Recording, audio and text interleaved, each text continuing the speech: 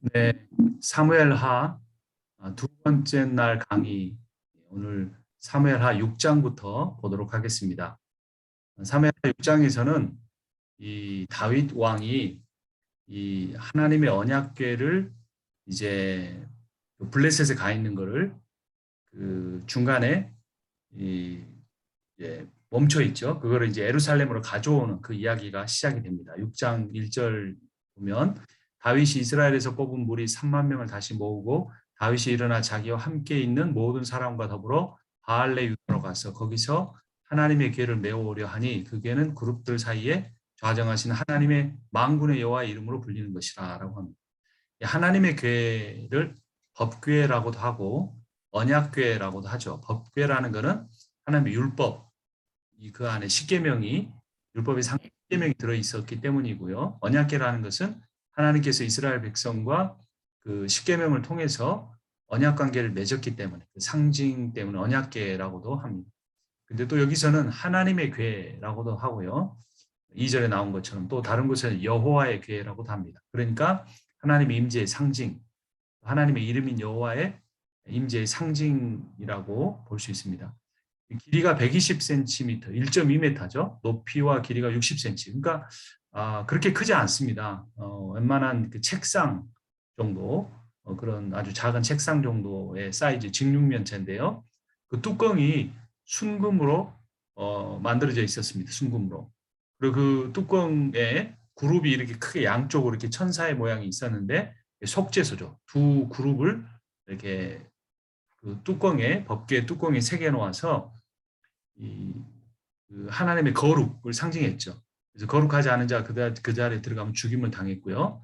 또 속죄소라는 말은 하나님의 말씀을 듣는 자리라는 의미도 있습니다. 자신의 죄를 제사를 통해 깨끗이 하고 들어가서 하나님의 말씀을 듣죠. 그래서 모세나 아론이나 대제사장들이 들어가서 하나님의 말씀을 들었습니다. 그 안에 들은 것들이 있었는데 세 가지인데 첫 번째는 십계명 두 돌판이 있었죠. 이것은 하나님 주신 영의 양식을 의미합니다.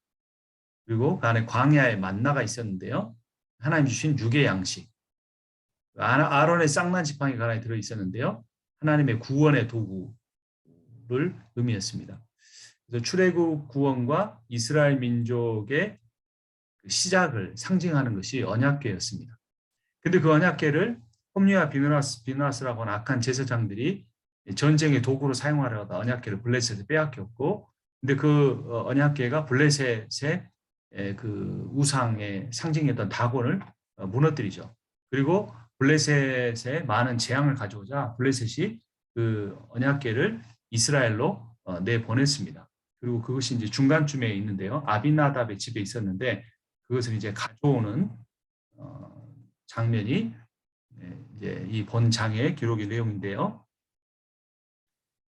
3절을 보면 그들이 하나님의 궤를 새 수레에 싣고 산에 있는 아미나답의 집에서 나오는데 아미나답의 아들 우사와 아효가 그 새 수레로 모니라 라고 합니다. 그런데 여기서 이제 중요한 것은 우사가 이 아미나답의 아들인데 그것을 운반하다가 죽게 되는 겁니다. 어째서 이런 일이 일어났을까? 먼저는 방금 읽은 대로 하나님의 궤를 운반하는 방법에 문제가 있었습니다. 이 3절에 하이라이트 하는 부분을 보면 새 수레에 실었다라고 하고 있죠. 이것은 이 표 밑에 보시면 이스라엘과 블레셋이 동일한 방법을 사용했습니다. 이 블레셋이 어떻게 했었냐면 사무엘상 6장 7절을 보면 그러므로 새 수레를 하나 만들고 멍에를 메어 보지 아니한 전나는 소 2마리를 끌어다가 소의 수레를 메우고 그 송아지들은 떼어 집으로 돌려보내고라고 합니다. 사실 수레로 옮기는 게 효과적이죠.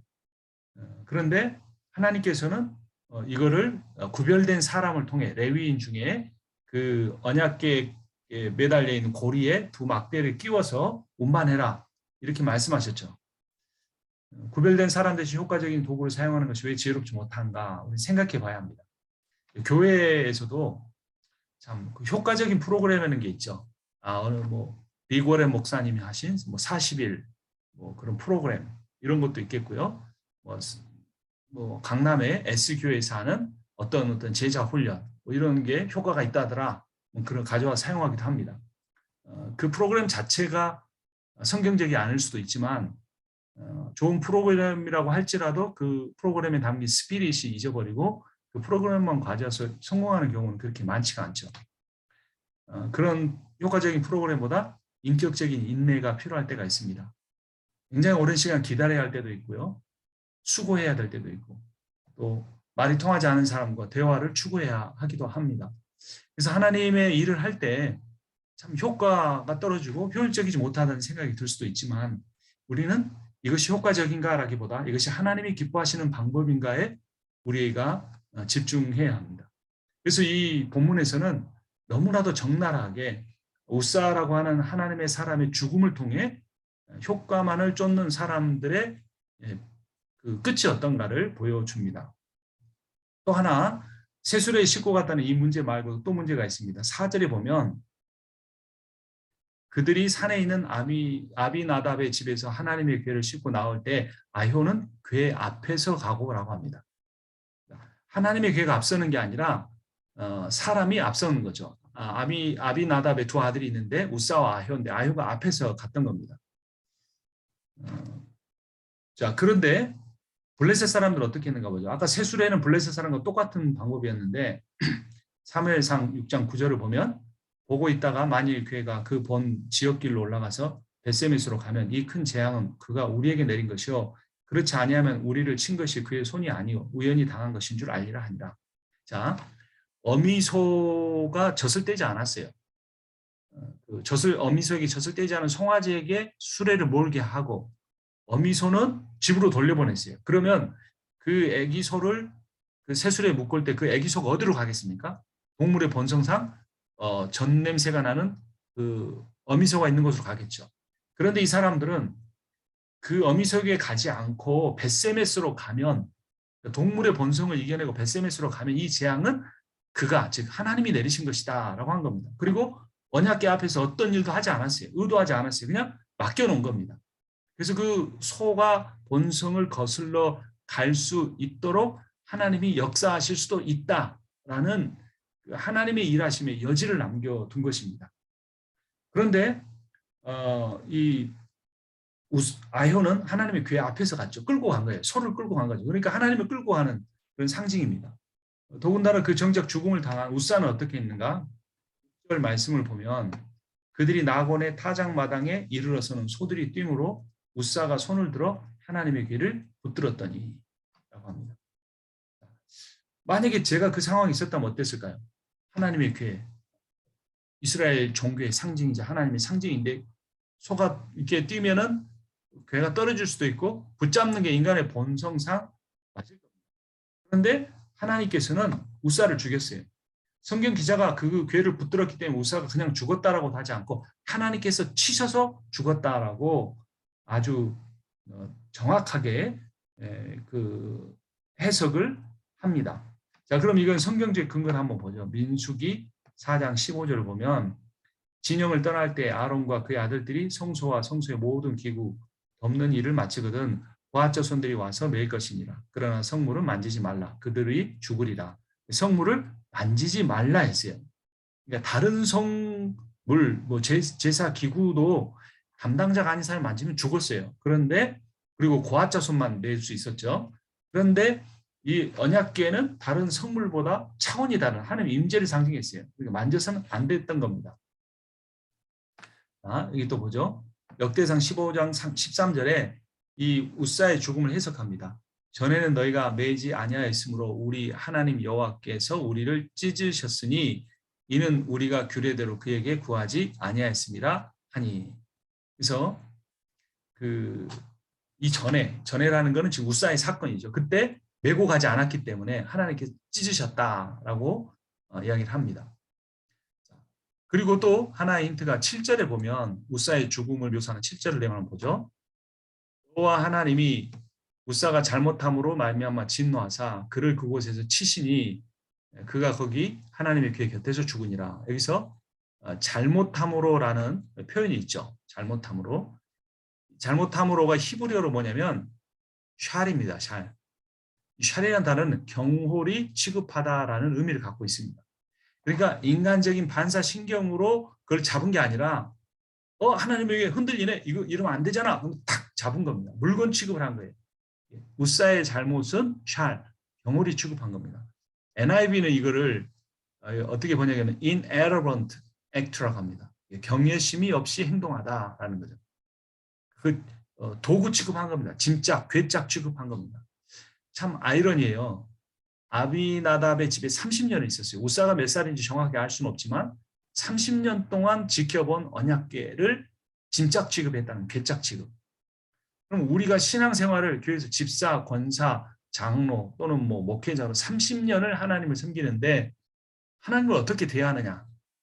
이것이 쌓이고 쌓여서 하루하루가 쌓이고 1년이 쌓이고 30년이 쌓여서 결국 이 언약궤가 흔들 때 경홀히 붙잡는 경외심 없이 행동하는 것이 표출이 되는 거죠. 평소에 그게 잘 드러나지 않다가 그래서 하나님이 진노하실 수밖에 없었습니다. 블레셋조차도 암소의 모성애를 이기고 인도하실 하나님을 믿었어요. 물론 50-50였지만 지켜보자 이런 거예요. 그런데 우사는 흔들리는 수레의 상황도 하나님께 맡기지를 못했어요. 자, 뭐가 더 어렵겠습니까? 암소가 모성애를 이기고 반대로 가는 게 더 어렵겠죠. 근데 하나님 하실 수 있다고 블레셋을 믿은 거예요. 50%는. 근데 우사는 하나님이란 존재가 우주의 창조자가 이스라엘을 애굽에서 구원해신 그 전능자 여호와 하나님이 암소가 흔들리는 수레도 통제하지 못하실 거라고 생각을 했던 거예요. 저 역시 실제적인 상황, 어떤 이 머릿속의 상황이 아닌 실제로 어떤 일이 벌어질 때는 그때 제 신앙이 드러나는 것 같아요. 그때 즉각적으로 나오는 내 반응이 하나님 어떻게 내가 신뢰하고 살았는가 아닌가, 어떻게 설교했는가 보다는 어떻게 어떤 위급한 상황에서 행동하는가가 저의 어떤 믿음을 잘 드러내 주는 것 같아요. 그래서 모성애를 이기고 가는 소든, 흔들리는 수레를 움직이게 하는 소를 움직이시는 분은 하나님이셨으므로 멈추어 기다려야 하세요. 우리가 두려워하는 것, 우리가 염려하는 것, 그 일이 생기지 않기를 원하는 걸 우리가 그런 상황을 통제하기 위해서 우리가 쉽게 개입하려고 하면 안 된다는 겁니다. 그런데 그 개입이 어떤 교회에 대한 개입, 어떤 사람, 인간관계에 대한 개입 이런 것이 결국은 하나님을 통제하거나 관리하려고 하는 그런 일일 수 있다는 겁니다. 그래서 하나님에 대해서 다 아는 것처럼 하지 마라. 하나님이 신비의 영역이죠. 그 하나님이란 분은 우리가 다 할 수가 없어요.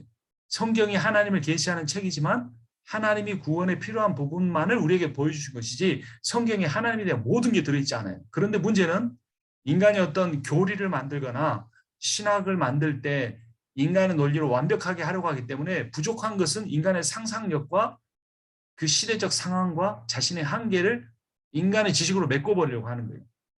목회자도 모를 수 있으니까 저는 여기까지밖에 모릅니다. 나머지 하나님에 대한 지식은 나중에 하나님을 만날 때 알 수 있습니다. 또는 어떤 특정한 상황, 특별히 비극적인 사건 같은 경우도 그거를 다 정확히 해석해서 이건 이런 일 때문에 된 겁니다. 당신의 죄 때문입니다. 기도를 덜 해서입니다. 이렇게 말하는 게 아니고 우리는 다 할 수 없습니다. 저도 하나님께 묻고 싶습니다. 이렇게 우리가 솔직하게 말할 수 있는 거죠. 부부가 몇십 년을 살아도 사람의 상대에 대해 잘 알기 힘든데 그래서 상대를 잘 모르는 것처럼 대하고 알아가려고 노력하고 신비로운 존재로 대하는 것이 인간관계의 예절이고 인격적 관계입니다. 심지어 하나님과 관계에서 하나님을 다 아는 것처럼 함부로 말해서는 안 되는 거죠. 특히 부흥사들이나 요즘에 매스컴에 오르내리는 어떤 특정한 목회자들은 자기가 하나님을 다 아는 것처럼 말합니다. 성도들을 그러면서 정작 자신은 하나님의 존재와 이름을 함부로 대하는 자기가 하나님이 자기 잘 아는 동네 선배처럼 그렇게 표현하는 경우들도 있습니다. 그런 사람들을 하나님이 어떻게 하십니까? 하나님이 치십니다. 그리고 우사의 죽음을 하나님의 교회 곁에서의 죽음이라고 표현합니다. 왜 하나님의 나라로 옮겨가는 그 엄중하고 소중한 일을 맡은 사람이 하나님의 교회 곁에서 죽어야 하는가? 언약궤는 핵발전소와 같다. 핵발전소는 강력하면서도 안전한 힘이지만 매우 위험하여 조심스럽게 돼야 합니다. 핵발전소 얼마나 편리한 전기를 많이 줍니까? 그러나 이게 무너지면 그 방사능 유출돼서 다 죽죠. 우리가 하나님의 언약궤를 우사가 그렇게 대해야 했습니다. 이 시대에 가장 부족한 것이 하나님에 대한 경외하는 마음이죠. 자, 하나님의 임재를 구원을 생각한다면 하나님의 임재 구원을 값진 것으로 프라이슬리스로 다루는 이에게는 하나님이 은혜를 베푸십니다. 하지만 구원을 하나님을 값싼 것, 취프로 다루는 이에게 하나님은 심판을 내릴 수도 있다라는 것을 우사의 죽음을 통해 우리는 경고를 받아야 합니다. 그래서 하나님의 교회는 하나님의 임재의 상징이고 하나님의 거룩의 상징이라는 거 절실하게 봐야 합니다. 깨달아야 합니다. 참된 신앙은 맡깁니다. 어떤 상황에도 주님이 일하신다. 하나님은 구원만 아니라 심판도 행하신다. 하나님을 이끌려고 하지 말고 하나님을 따라가자. 하나님을 통제하고 보호하려고 하지 말고 그분의 말씀이 무엇인가 정확히 듣고 순종하자라는 겁니다. 자, 이 소식을 다윗이 듣습니다. 그리고 다윗이 어떻게 반응합니까? 8절에 보니까 여호와께서 우사를 치심으로 다윗이 분하여 그곳을 베레스 우사라 부르니 그 이름이 오늘까지 이르니라. 다윗이 분하였다. 화낸 거죠. 베레스 우사라고 이름을 지었는데 우사는 사람 이름이고 베레스는 히브리어 페레츠입니다. 페레츠는 치다 이거죠. 우사가 맞아 죽은 곳 이렇게 동네 이름을 지은 거예요. 다윗이 좀 굉장히 유머러스하다기보다는 굉장히 어떻게 말해야 할까요? 그것에 대해서 안타깝게 생각을 한 겁니다. 아마도 좋게 생각하면 다윗이 지명을 바꾸어서 이제 하나님의 경외하지 않는 실수를 반복하지 않기를 원했을 수도 있습니다. 근데 우리 생각해 볼 수 있어요. 우사는 하나님에 대해서 진노하지 않았어요. 화내지 않았어요. 근데 죽었어요. 다윗은 하나님이 하신 일 가지고도 화를 냈어요. 근데 다윗은 죽지 않았어요. 그 상황이 뭘까요? 우리가 어떻게 생각해야 될까요? 자, 다윗의 분노에 대해 정확히 이야기해야 되는데 그 재앙적 상황에 대해서는 분노했어요. 그 재앙을 만드신 하나님에 대해서 분노한 게 아니라 그렇게 재앙을 겪을 수밖에 없는 상황, 우사의 믿음 없음이든 자신이 준비를 소홀히 한 거든 그렇죠. 그 다윗이 승인했을 거 아닙니까? 그 궤를 이 막대로 어깨에 메고 가지 않고 수레로 블레셋 방법으로 한 거에 대해서 어떤 건 구체적으로 기술되지는 않았지만 재앙의 상황에 대해서 분노한 거지 하나님에 대해서는 경외했습니다. 그 증거를 볼까요? 9절에 보면 그러니까 이 다윗이 분하여 그랬죠.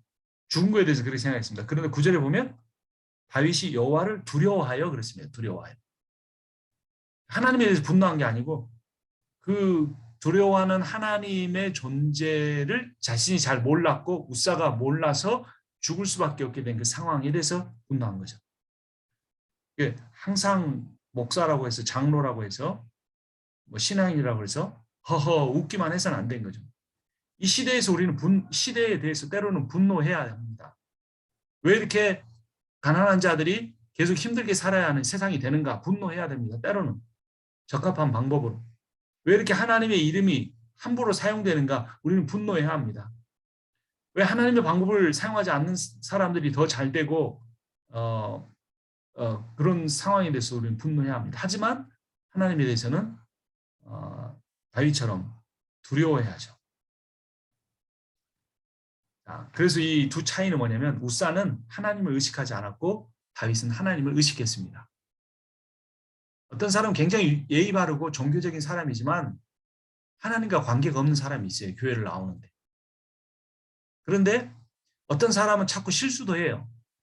그리고 순종도 잘했다가 막 이래요. 또 기뻐하다가 좌절하기도 하고 분노하기도 하고 이 사람이 참 이렇게 좀 뭐랄까 품위가 좀 없어 보일 수도 있어요. 그런데 그런 상황 때문에 하나님을 강력하게 붙드는 사람이 있습니다.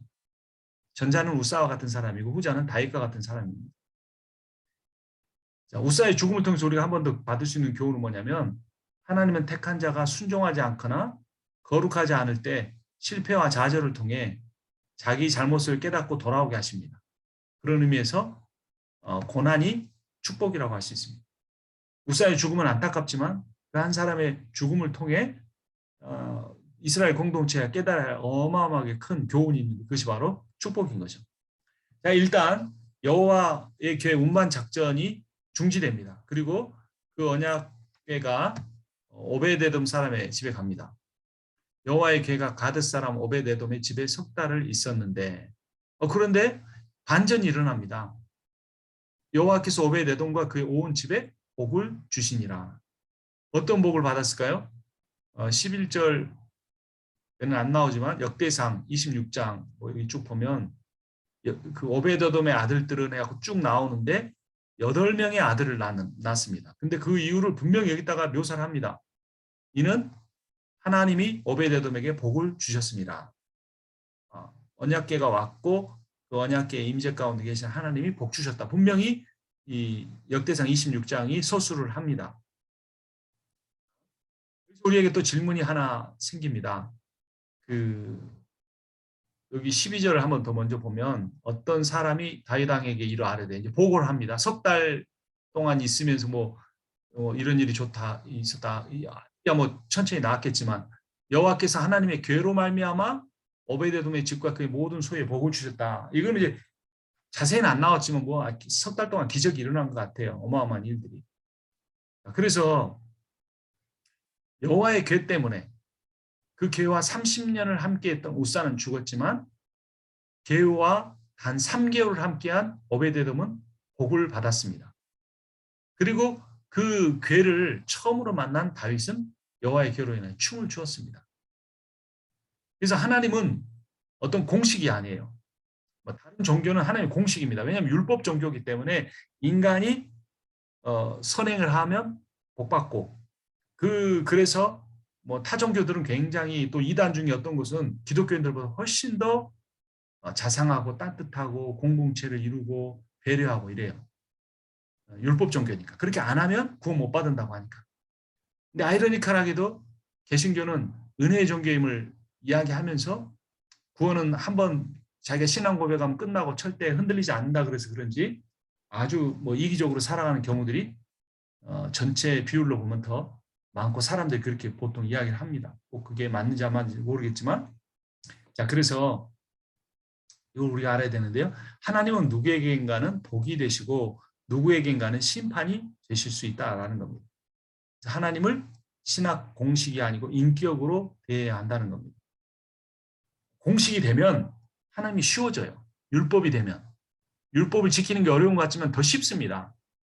근데 하나님이 인격으로 대하면 참 어렵습니다. 늘 하나님을 의식해야 되거든요. 지금은 하나님이 어떻게 생각하실까? 이 일은 하나님이 어떻게 하기를 원하실까? 공식 1 더하기 1은 2 하면 얼마나 쉬워요. 그렇게 하면 되는데 계속 하나님 신경 써야 되는 거죠. 30년 했다고 신앙이 좋아지는 게 아닐 수 있다는 겁니다. 3개월 했다고 신앙이 별것 아니라고 할 수 없다는 거예요. 신앙생활의 연수가 아니고 현재 하나님을 대하는 마음이 중요하다. 거죠. 자, 여호와의 궤를 다시 운반합니다.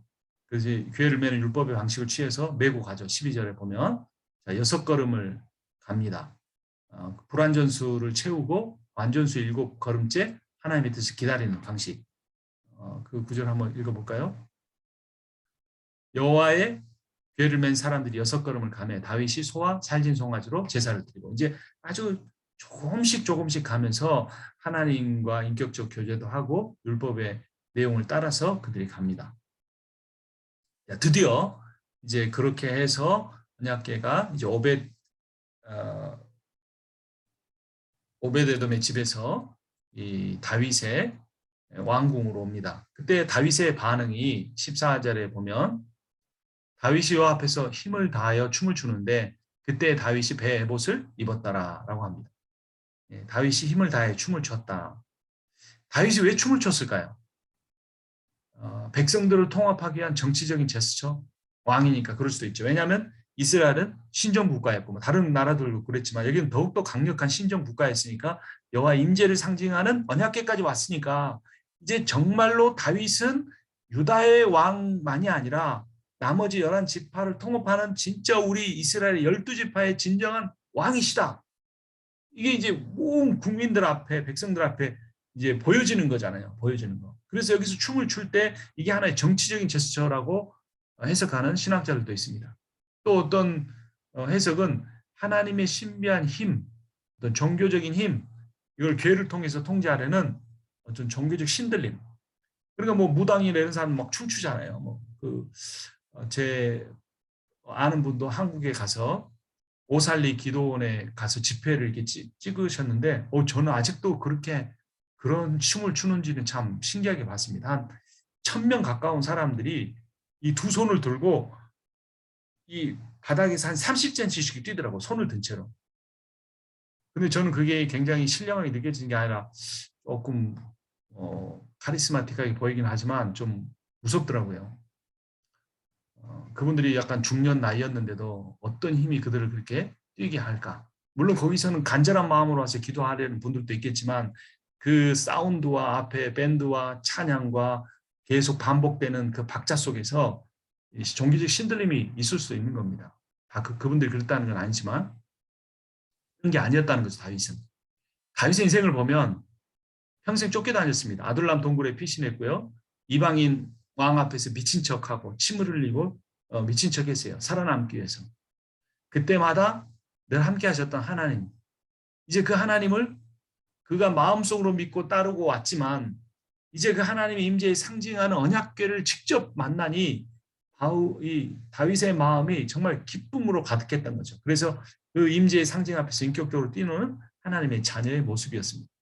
그때 이 다윗이 입고 있었던 배 에봇을 입고 있었는데요. 이거를 하구르 에포드 바드라고 하는 건데 이게 마지막 사사 사무엘을 연상하게 합니다. 이 사무엘상 2장 18절에 보면 사무엘은 어렸을 때 세마포 에봇을 입고 여호와 앞에서 섬겼더라. 그래서 이제 이 다윗이 중간에 사울을 건너뛰고 사무엘에서 이렇게 옮겨가는 그 이미지, 사무엘의 그 권세, 사무엘의 영성, 이걸 이어받는 모습이 세마포 에봇을 통해 나옵니다. 그래서 이 사무엘이 여호와의 앞에서 섬겼다는 말은 뭐냐면 그 추상적인 의미가 아니라 여호와의 궤 앞에서 섬겼다는 겁니다. 사무엘이 처음 하나님의 음성을 들었던 것도 여호와의 궤 앞에서 잠잘 때였잖아요. 그래서 에봇과 이 여호와의 언약궤가 사무엘의 모습이었는데 그 사무엘의 이미지가 지금 다윗에게 투영되고 있습니다. 그래서 이제 그 다윗의 춤이 하나님께는 예배가 됐습니다. 그리고 온 이스라엘 백성이 축제가 되었어요. 15절에는 이스라엘 족속이 즐거이 환호했고 19절엔 백성에게 축복하여 떡과 고기를 나눠줬어요. 온 이스라엘에 해당되는 게 15절이 A, 19절이 A 다시로 대꾸를 이루고요. 17절에 번제와 화목제를 드렸다는 내용, 18절에 번제와 화목제를 드렸다는 내용이 반복이 됩니다. 그래서 이 17절과 18절은 하나님께 예배가 드려진 거고 15절과 이 19절은 그것이 백성에게 축제가 되었다는 거죠. 그래서 예배란 무엇인가? 하나님께 영광이 되고 사람들에게 평강을 줍니다. 예배는 하나님을 사랑할 뿐만 아니라 이웃을 사랑한다는 율법이 10계명의 정신을 실천하는 거죠. 가장 그래서 예배가 핵심적인 거죠. 그래서 우리가 예배가 개인적으로 하나님께만 드리는 것일 때 온전치 못한 거예요. 그래서 대형교회 몇천 명, 몇만 명 모인 예배라고 하기가 어렵죠. 왜냐하면 옆에서 예배 드리는 사람이 전철 타고 갈 때 만나는 사람보다 더 많고 더 얼굴을 몰라요. 누군지도 모르고 이름도 모르고 그 사람이 신앙도 모르고 그런 사람들 가득 한 장소에 모아놓고 예배 드리는 것이 뭐 그 예배가 아니라고 말하면 좀 심한 말일지 모르지만 지금 이스라엘 백성들이 같이 환호하고 떡과 고기를 나누고 그렇게 함께 했던 그런 축제적 예배라고 하기는 참 어렵죠. 개인적인 신앙의 개인화, 교회의 개교의 주의화, 이것이 성경의 정신이 아니고 지금 시대 정신입니다. 개인주의, 지역 이기주의, 어떤 그런 생각들. 자, 여호와의 궤는 준비된 자리에 안치되었습니다. 그것이 메코모라고 하는 히브리어인데요. 이 히브리어가 어디에서 사용됐었냐, 메코모가 사무엘상 5장 11절을 보면 이에 사람을 보내어 블레셋 모든 방백을 모으고 이르되 이스라엘 신의 궤를 보내어 그 있던 곳으로 돌아가게 하고 있던 곳이 메코모입니다. 그 장소로부터라는 의미인데요. 우리와 우리 백성이 죽임당함을 면하게 하자 하니 이는 온 성읍이 사망의 환난을 당함이라. 거기서 하나님의 손이 엄중하심으로 해서 블레셋 사람들이 말했던 그 장소로 원래의 자리로 돌아오는데 그 원래의 자리란 뭐냐? 하나님이 창조하신 백성, 하나님이 애굽에서 구원해낸 백성, 하나님이 언약을 맺으신 그 백성 가운데 있으셔야 한다는 거죠. 그래서 그 하나님의 교회가 있어야 할 자리로 왔다. 하나님의 교회가 있어야 할 자리는 하나님의 백성이 있는 삶의 자리이다 라고 하는 겁니다. 잠깐 쉬도록 하겠습니다.